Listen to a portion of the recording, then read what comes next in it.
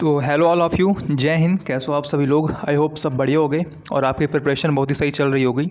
अब देखो, आपके एग्ज़ाम में बहुत अधिक टाइम नहीं बचा हुआ है। मुश्किल से भी आपके पास लगभग 20 दिन आप कह सकते हो, एग्जैक्ट नहीं, क्योंकि आपका एग्ज़ाम 18 से आई थिंक स्टार्ट होना है। और देखो यार, इस बार फॉर्म भी काफ़ी कम पड़े हैं, तो कंपटीशन भी इस बार कम रहने वाला है लास्ट टाइम कंपैरिजन में।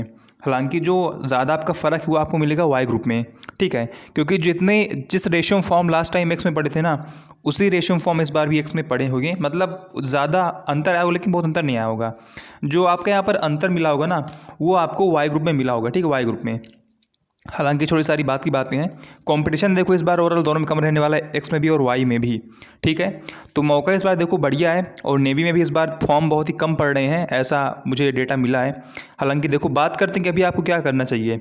अभी आपके पास देखो लगभग 20 दिन का समय है, और बहुत से लोग ऐसे भी होंगे जिनका अभी मॉक टेस्ट में स्कोर भी सही नहीं बन रहा होगा। तो देखो, हम सारी बातें करेंगे कि अभी आपको क्या करना चाहिए लास्ट 20 डेज़ में, और मॉक टेस्ट में आपका स्कोर कितना सेफ रहेगा एक्स में भी और वाई में भी, ठीक है। देखो, अगर सबसे पहले बात करें ना, तो सबसे जो आपको इंपॉर्टेंट अब है अभी के लिए, अभी तक आपने क्या किया वो मैटर नहीं करता, लेकिन अभी से आपके लिए सबसे इंपॉर्टेंट देखो मॉक टेस्ट है। डेली कम से कम आप एक मॉक टेस्ट लगाया करो, ठीक है। हो सके तो आप 2 भी लगाया करो, लेकिन एक तो आप डेफिनेटली लगाया करो 101%। और मॉक टेस्ट लगाने के बाद आप इसको डीप में एनालिसिस किया करो। कोई ढंग का आपको नया क्वेश्चन मिल जाए तो एक अलग से आप नोट्स बना लो, उसमें आप उसे लिख लिया करो, ठीक है। और जब आपके पास आखिरी के 4-5 दिन बचेंगे, तो आप उनको अच्छे से एक बार रिवाइज कर लेना, आप उनको एक बार अच्छे से पढ़ लेना, ठीक है। और इसके अलावा कोई भी आपको नया क्वेश्चन मिले तो आप उसको वहीं पर रोक कर वीडियो मतलब सबमिट करने के बाद जब आप एनालिसिस करो, तो आप उसको सीख लो यार कि क्वेश्चन में क्या बोल रहा है, क्या है जो आपको ऐसे इसमें नहीं आता है, ठीक है। देखो, एनालिसिस का मतलब ये होता है कि आप देखो जो क्वेश्चंस आपको आते हैं, अच्छी बात है यार, उसको आप एक बार रिवाइज कर लो। जो आपको नहीं आते हैं, देखो कि इसमें क्या नया आपको क्यों नहीं आता है, ठीक है। और जो कुछ आपको बहुत नया मिल जाए कि अभी तक आपने ऐसा कुछ देखा ही नहीं है, उसको आप लिख लो कहीं पे, वो आपके लिए बहुत इंपॉर्टेंट रहेगा, ठीक है यार। अगर देखो बात करें मॉक टेस्ट की, तो आप परीक्षा पे लगा सकते हो। अभी देखो, अगर आपने किसी प्लेटफॉर्म पर ऑलरेडी ले रखा है तो अच्छी लाइक देखो, बहुत से लोगों ने टेक्स्ट बुक ले रखा होगा, ठीक है। तो अगर आपने उस पर ले रखा है तो यार अच्छी बात है, आप उस पर मतलब सॉल्व करो। लेकिन अगर अभी तक आप मॉक टेस्ट कहीं भी सॉल्व नहीं कर रहे हो, तो आप परीक्षा भी लगा सकते हो, ठीक है।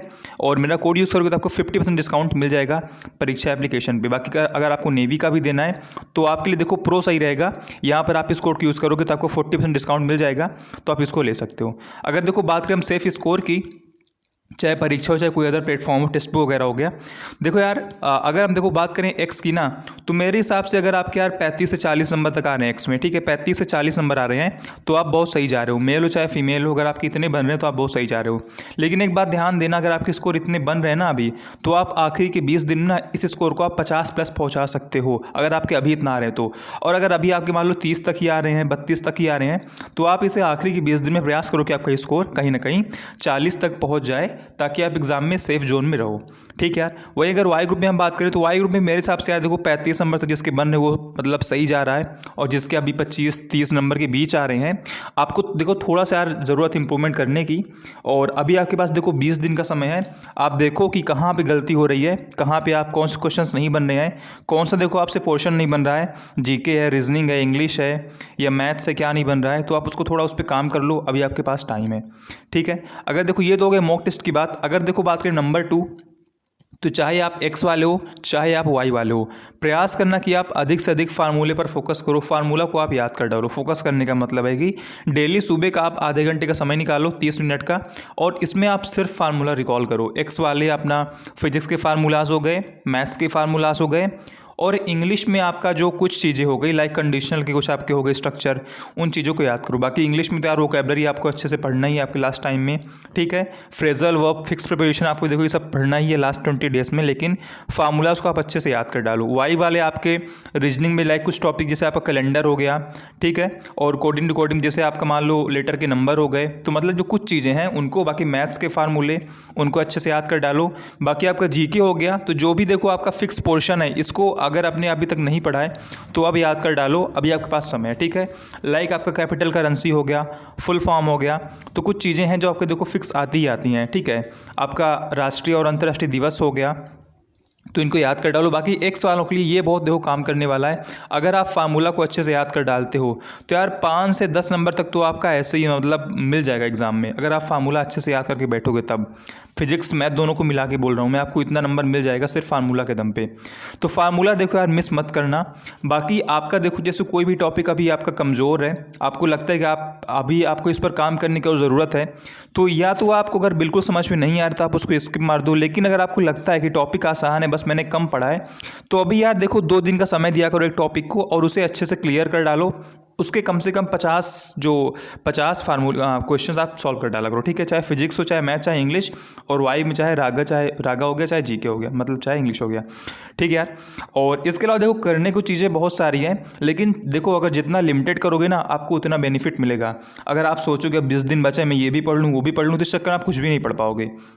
तो प्रयास करो कि चीज़ें आप फिक्स कर लो कि अभी जितना समय आपके पास बचा हुआ है आप इसमें कितना क्या पढ़ने वाले हो, ठीक है। अभी आपको कितना क्या पढ़ना है। अगर आप बहुत पढ़ने का प्रयास करोगे ना कि मैं चलो यार पूरा सिलेबस फिर से एक बार रिवाइज कर डालता हूँ, ये कर डालता हूँ, दुनिया पलट देता हूँ ना, तो देखो ये चीज़ें नहीं हो पाएंगी। ये देखो फैक्चुअल बातें हैं, आपके भले की बुरा बनाओ, ठीक है। तो प्रयास करो कि जो भी पढ़ो लिमिटेड रहे और फिक्स कर लो कि मुझे सिर्फ इतना पढ़ना है। इतना पढ़ने के बाद मेरी तैयारी पूरी हो जाएगी और मैं एग्जाम में फाइट करने के लिए रेडी हो जाऊँगा। देखो नंबर 3 क्या करना है आपको ना, नंबर 3 आपको सबसे इंपॉर्टेंट मेरे हिसाब से मॉक टेस्ट के बाद आपकी सेकंड प्रेफरेंस ऑनलाइन प्रैक्टिस होनी चाहिए। ऑनलाइन प्रैक्टिस का मतलब क्या है? ऑनलाइन प्रैक्टिस का मतलब मॉक टेस्ट प्लेटफॉर्म नहीं, मतलब आप यूट्यूब पर देखो कई सारे जो टीचर्स हैं, कई सारी टीम है लगी हुई हैं जो आपको प्रैक्टिस करवाएंगी। तो रैपिड वाला मत करना है कि जैसे 60 मिनट में पूरे 70 क्वेश्चन हो गए, इन प्रैक्टिस सेट्स को मत करना। आप मेरा मानो, जहाँ तक देखो मेरा एक्सपीरियंस है, जहाँ तक मैंने जो किया था आपको बता रहा हूँ। आपके पास देखो 20 दिन समय है। एक्स वाले आपका देखो फिजिक्स हो गया, मैथ हो गया, इंग्लिश हो गया, और वाई वाले आपका रागा हो गया और आपका इंग्लिश हो गया। आप इन तीनों का और आप इन दोनों का अलग अलग से देखो 1 घंटे का मतलब होता है क्लास, तो 3 घंटे आपका देखो ये होगा, 2 घंटे का क्लास ये हो गया, ठीक है। आप इनको अलग से डेली एक सॉल्व किया करो बैठ कर टीचर के साथ में। सर्च कर लेना, काफ़ी सारे आपको टीचर मिल जाएंगे जो करवाते हैं ऑनलाइन प्रैक्टिस। मैथ्स का अलग से होता है, फिजिक्स का अलग से होता है, इंग्लिश का अलग से होता है, और वाई वाले रागा का देखो आपका अलग से होगा, इंग्लिश का अलग से होगा। तो अगर आप यार 20 दिन ये कर लोगे ना तो विश्वास करो आपको एग्जाम में बहुत बेनिफिट मिलने वाला है। मॉक टेस्ट के बाद लेकिन करना, पहले प्रेफरेंस आपकी मॉक टेस्ट होना चाहिए, दूसरी प्रेफरेंस आपका ऑनलाइन प्रैक्टिस होना चाहिए, और तीसरी प्रेफरेंस प्रयास करना कि इंग्लिश की वोकैबुलरी जितना अधिक हो सके ना उतना अधिक रट डालो। बाकी जो भी आपके फार्मूलाज हैं फार्मूला याद कर डालो, और जो भी आपका टॉपिक अभी मिस हो रहा है, कमज़ोर है, उसको आप देखो अभी टाइम है, अभी पढ़ लो, वरना बाद में पढ़ नहीं पढ़ पाओगे, ठीक है। बाद में देखो बहुत देर हो जाएगी तो आप फिर पढ़ नहीं पाओगे। तो अभी टाइम है, अभी पढ़ सकते हो, ठीक है यार। और इसके अलावा जो टॉपिक देखो आपको बिल्कुल समझ में नहीं आ रही ना, उसको आप स्किप मार दो बिना डरे, कोई टेंशन वाली बात नहीं है, ठीक है। मान लो मैं कहता हूँ 25 में से यार 1-2 टॉपिक अगर आपने नहीं पढ़ा है, 25 में से आप 1-2 क्वेश्चन नहीं भी अटेम्प्ट करते हो, क्वेश्चन देखो आपको समझ में नहीं आता है, तो उसमें क्या दिक्कत है। जो आपके 23 क्वेश्चन बचे आप उस पर फोकस करो। और देखो ऐसे जरूरी भी नहीं है कि आपके वही क्वेश्चन आ ही जाएँ, हो सकता है आपको क्वेश्चन आए ही ना, तो देखो संभावनाएं बहुत सारी है, तो बहुत परेशान होने की ज़रूरत नहीं है, ठीक है। रिलैक्स रहो और खुद पे विश्वास करो, ठीक है यार। जय हिंद, जय भारत, वंदे मातरम।